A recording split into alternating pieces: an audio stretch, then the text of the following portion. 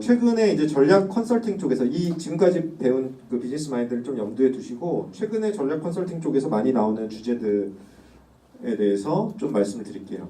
그 요즘 얘기가 많이 나오는 거는 시장의 변화가 점차 가속화되고 고객이 다양화돼서 수익성, 전략적 혁신, 하이테크 시대 전략 및 M&A 등이 강조가 많이 되고 있어요. 특히나 이제 수익성 분석이 많이 나오는데 고객 세그멘테이션이나 로열티 마케팅 이런 쪽의 프로젝트가 되게 많아요. 요즘 전략 컨설팅 회사들은. 그리고 제일 사실 많이 나오는 건 이거예요. 혁신, 신성장 동력 이런 거 많이 들어보셨나요? 뉴스에 맨날 나오죠. 네. 우리나라 반도체 빼면 없다. 그죠? 수출 금액의 뭐 80% 이상이 반도체래요. 반도체 망하면 어떡하지? 이 생각 할 거 아니에요, 다들. 그러면 신성장 동력, 새로운 성장의 엔진이 뭐냐 이거죠. 지금 뭐 한 70년대, 80년대, 90년대를 거쳐오면서 우리나라의 성장 동력은 전자, 자동차, 조선, 철강 정도였어요. 근데 일단 조선이 맛이 갔죠. 예, 거제, 뭐 그다음에 울산 이런 데 가면 요즘 분위기 되게 안 좋아요. 취업자도 많고. 그리고 자동차, 자동차 어때 보여요? 일단 맛이 가고 있는 것처럼 보여요. 예, 왜? 요즘 뭐 테슬라 아니면 구글 뭐 이런 데들이 차 막 무인 자동차 만들고 한다는데 현대차는 뭐 수소차에 몰빵했다 뭐 이런 얘기 나오잖아요. 뭔가 좀 템포가 그쪽 아닌 것 같은데 약간 이런 느낌 들고 그렇죠. 그다음에 핸드폰이 우리나라를 먹여 살리는 제품 중에 하나였죠. 스마트폰 삼성전자와 LG전자에 요즘 어때요? 화웨이, 샤오미 이런 데 정말 잘 만들고 중국에 있는 핸드폰 회사들이 정말 급성장하고 있어요. 큰일 났어요 정말. 철강, 포스코가 있긴 한데 중국에 있는 철강 회사들이 아마 더 저가로 치고 올라올 거예요. 우리나라 뭐에다 베팅을 해야 되냐? 이런 거에 대한 질문들이 많이 나오고 있어요. 그 다음에 하이테크 시대의 전략인데 IT 산업이 발전을 하면서 예전에는 많이 구하지 못했던 대규모의 데이터들이 가능해지기 시작했어요. 이거를 뭐라고 하느냐? 빅데이터라고 하죠. 예전에는 데이터 분석이라고 해봤자 정말 몇만 줄, 몇십만 줄 정도의 데이터를 가지고 분석을 해서 사람들이 어떻게 행동을 할까 이런 걸 예측을 하곤 했는데 이제는 그 정도 수준이 아니란 말이에요.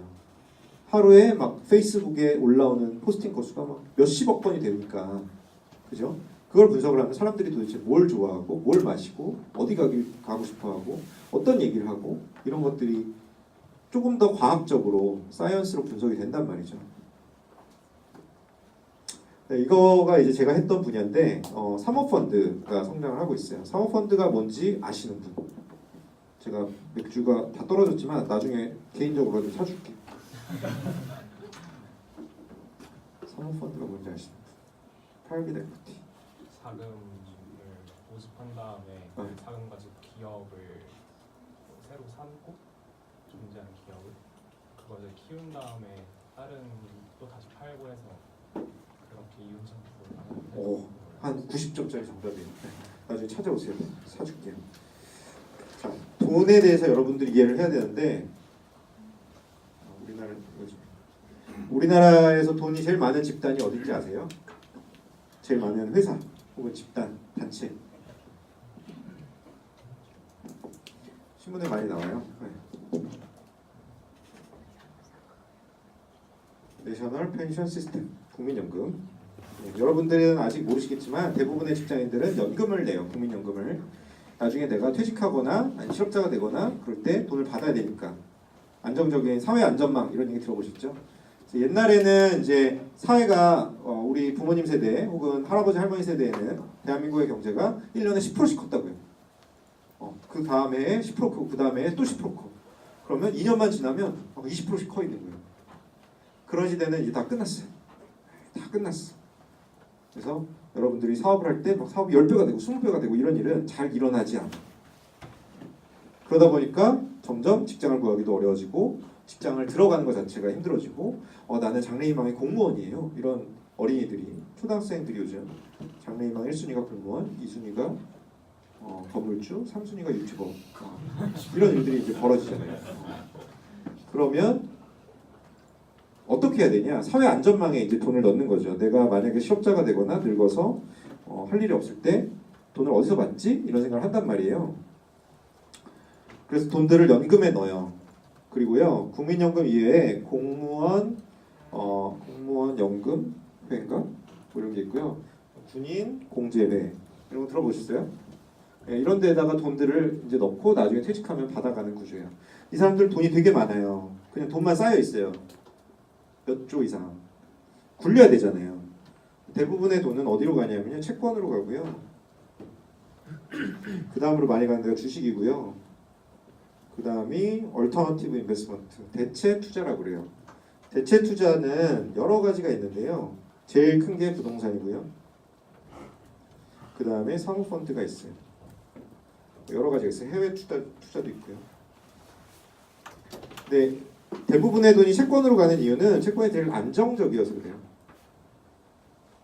그 다음으로 안정적인 게 주식이에요. 그 다음에 안정적인 것들이 이런 것들이에요. 비교적 고위험군이에요. 돈을 까먹을 확률이 되게 높아요. 부동산, 사모펀드, 해외 간접 투자. 그런데 투자하려면 어떻게 해야 되지? 전문가한테 상담을 받아야 될 거 아니에요. 일단 딱 듣기도 어렵잖아요. 그런 것들을 많이 하고 있었어요. 복잡하고 정답이 없는 이런 문제들을 어떻게 효율적으로 해결할 수 있을까? 이런 거에 대해서 컨설턴트들이 많이 고민을 하다가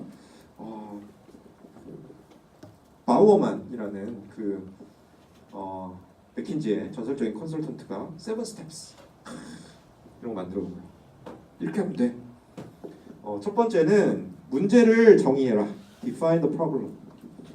그 다음에 그 문제를 구조화해. 그리고 나서 이슈의 우선순위를 정해라. 그리고 그 이슈를 풀어. 분석을 해. 죄송해요. 디벨롭 이슈 어널리시스를 어떻게 할지를 짜고 그 다음 워크 플랜을 만들어. 그 다음에 분석을 해.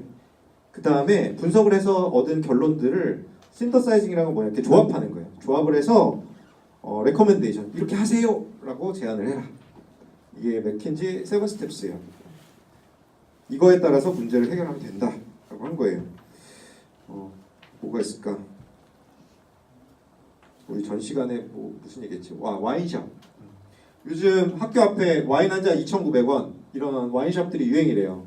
와인이 굉장히 대중화되고 있어요 요즘. 네, 여러분들 외식 경영에 계신 분들이니까 뭐 관심을 가지고 보세요. 네. 자, 내가 와인샵을 하면 잘 될까요? 이런 문제를 이제 들고 누군가 왔단 말이에요. 그럴 때 여러분이 컨설턴트라고 봅시다. 아니면 투자자라고 봅시다. 그거에 대해서 뭐라고 대답을 해줘야 될까? 누군가 물어봤을 때. 아니면 자기가 자기 스스로한테 물어보는 거예요. 내가 와인샵을 하면 잘 할 수 있을까? 그죠? 거기서 문제를 정의를 해보는 거죠. 이 문제를 어떻게 정의를 할 수 있느냐? 와인샵을 잘 할 수 있을까라는 게 도대체 무슨 말이지? 이게 define the problem이에요. 되게 어려운 문제예요. 정답이 없다고 그랬잖아요. 네가 말하는 와인샵이 잘한다 혹은 성공한다라는 거 기준이 뭐야? 여러 가지 기준이 있을 수 있거든요. 수익을 내는 거 이럴 수도 있고요. 난 수익을 내는 걸로 만족 못해. 난 한 10억은 벌어야겠어. 이럴 수도 있고요. 나는 당장 돈은 못 벌어도 좋은데 한 3년까지는 와인샵을 한 100개 정도 깔고 싶고 그 다음에 5년째부터 한 돈을 벌고 싶어. 여러 가지 자기 성공에 대한 정의가 다르거든요. 사람마다. 그리고 비즈니스마다. 그거에 대해서 정의를 하고요. 자, 그러면 네 말대로 해보자. 3년까지는 100개를 깔고 그 다음부터는 수익을 올리는 구조로 가려면 어떻게 해야 되지? 그러면 3년까지는 일단 까는 게 중요한 거고 그 다음에 수익성 창출이 가능한 모델로 문제를 짜는 게 중요해. 사업을. 이런 게 이제 구조화하는 거예요. 그러면 전반과 후반으로 나눠보자 라든지 와인샵 하나를 돌릴 때와 100개를 돌릴 때와 거기서 돈을 버는 건 다른 문제이기 때문에 각각 다르게 접근을 해보자 라든지 그리고 그 중에 제일 중요한 게 뭐냐면 일단 100개까지 깔고 나서 돈 버는 거는 내가 볼 때 가능할 것 같아. 근데 100개까지 까는 게 진짜 힘들 것 같아. 그래서 우선순위는 100개까지 일단 까는 걸로 가보자. 이게 우선순위화예요. 자, 근데 그걸 어떻게 하려면 100개를 깔려면 도대체 어떻게 해야 되냐를 가지고 이슈 어널리시스를 하고 워크 플랜을 짜보자. 일단 너는 가서 한 100개까지 깐 와인샵이 있는지 조사를 해봐. 그리고 너는 꼭 와인샵이 아니더라도 한 100개 정도 되는 외식업체들 걔는 어떻게 그렇게 성공할 수 있었는지 한번 조사를 해봐. 너는 우리가 100개 정도 되려면 어떤 역량이 필요한지 한번 생각해봐. 그리고 너는 우리가 100개가 안 되면 한 몇 개까지 할 수 있는지 한번 분석을 해봐. 그래서 일을 쪼갠단 말이야. 그리고 우리 11월 오늘이 6일이니까 7일 날 만나자. 그리고 이제 헤어지는 거야. 이게 워크 플래닝이에요. 워크 플래닝을 한 다음에 보통은 이제 각자 분석을 하죠. 가가지고 막 인터뷰도 하고 점주들 조사도 하고 뭐 인터넷으로 찾아도 보고 해서 분석을 하고 다 모여. 그래서 신더사이즈는 뭐라고? 가지고 온 러닝을 조합을 하는 거라고. 가지고 온 파인딩들을 조합을 해. 그래서 해보니까 100개 힘들겠다. 적자. 그러면 이제 레커멘데이션. 야 하지 마. 이렇게 나오는 거예요. 이게 아주 작은 규모의 컨설팅 프로젝트를 제가 와인샵에 비유를 해서 설명을 드린 거예요. 이해가 되시나요? 네. 이런 식으로 일을 하면 컨설턴트들이 짧은 시간 안에 답이 없는 비즈니스의 문제를 비즈니스 마인드를 가지고 되게 효율적으로 해결할 수 있다 라고 얘기를 하는 거고, 여러분들이 좀 지겨워하는 것 같으니까 제가 했던 과거 프로젝트 중에 하나를 설명을 해드릴게요. 제가 외식 프로젝트 많이 했어요. 외식 프로젝트도 많이 했고 리테일 프로젝트 많이 했는데 올리브영이라는 회사를 컨설팅을 한번 한 적이 있었는데 한 점포가 500개 정도 있을 때 왔어요. 회사가. 근데 올리브영이라는 회사가 헬스 앤 뷰티 H&B라고 하는 캐테고리거든요. 헬스 앤 뷰티 리테일을 표방을 하고 만든 회사였어요. 그런데 올리브영이라는 회사 그 리테일 샵이 한 400개, 500개까지 갈 때까지 헬스는 별로 상관이 없고 뷰티샵이 됐어요. 그래서 어느 날 올리브 그 영이 CJ 건데 CJ 높은 분이 이제 딱 보니까 야 이거 너 헬스 앤 뷰티 만든다고 해놓고 화장품 가게를 만들어놨니? 이런 거야. 그래서 그 밑에 있는 사람들이 어떤 질문을 들고 왔냐? 올리브 영이 어떻게 하면 헬스 앤 뷰티가 될 수 있을까요? 이런 걸 갖고 컨설팅을 와요. 그러면 이제 문제를 디파인을 하죠. 뭐가 문제일까? 올리브 영이 헬스 앤 뷰티가 아닌 게 문제겠네. 그죠? 헬스 앤 뷰티라는 건 도대체 무슨 뜻이야? 그죠? 거기서부터 생각을 시작하는 거예요. 그럼 우리가 뭐 건강식품을 팔아야 되나? 올리브 영에서? 그럴 수도 있고. 그럼 뭘 해야 되지? 올리브 영이 무슨 헬스클럽, 짐, 체육관 사업에 진출해가지고 1층에서는 화장품을 팔고 2층에서는 운동을 시킬까? 실제로 나왔던 디스커션이에요. 그리고 그러면 뭔가 그런 거 하기엔 좀 그러니까 건강한 음식, 건강식을 좀 팔자. 그래서 여성분들이 주 고객이니까 화장품 사러 왔다가 한쪽에는 뭔가 샐러드 바나 이런 걸 해가지고 샐러드 같은 것도 좀 사갖고 가게 하고 맨날 저기 스킨만 중요한 게 아니라 이너 뷰티, 우리 몸 속을 좀 더 아름답게 만드는 그런 걸로 한번 해보는 건 어때? 뭐 이런 얘기를 했단 말이에요. 네. 결론은 조금 더 다이어트 식품이라든지 아니면 뭐 아무튼 그런 쪽으로 나왔던 것 같아요. 그래서 좀 그쪽을 강화하는 쪽으로 얘기가 많이 됐었고 지금은 그때 대비 거의 한 매출이 2배 이상 뛰었어요. 그런 식으로 이제 문제를 디파인하고 실제로 해외에서는 그런 일들이 뭐가 있는지 막 분석을 해보고 실제로 올리브영에서 헬스가 지금 빠져있다. 헬스가 미싱이 되어 있는 게 뭐가 문제일까? 그런 거에 대해서 여러 가지 이슈를 제기를 해보고 그거에 대해서 우선순위를 해보고 뭐 이런 걸 많이 했었어요. 그리고 실제로 뷰티 쪽도 되게 많이 강화가 돼서 올리브영이 그 후에도 화장품 매출은 계속 꾸준히 증가를 했었어요. 그래서 요즘 신문들 보시면 이제 스킨푸드 같은 그 브랜드 로드샵들은 거의 다 망하고 있고 올리브영 같이 편집샵들 그 여러 브랜드들을 모아놓고 파는 그런 데들이 많이 성장을 하고 있죠. 재밌으라고 한 얘기인데 재미없어 해가지고 넘어가고 그 다음에 이거는 굉장히 중요합니다. 미시가 되게 중요한데 미시가 뭐냐면 MECE예요. MECE Mutually Exclusive, Collectively Exhaustive. 요거 하나는 배워가세요. 다 아시나요? 괜히 얘기했나? 네. 뭐냐면 Mutually Exclusive는 뭐냐면 서로 겹치는 게 없어야 되고 Collectively Exhaustive는 뭐냐면 합쳤을 때 전체가 돼야 된다는 얘기예요. 교집합이 없고 그 합집합이 전체 집합이 돼야 된다고.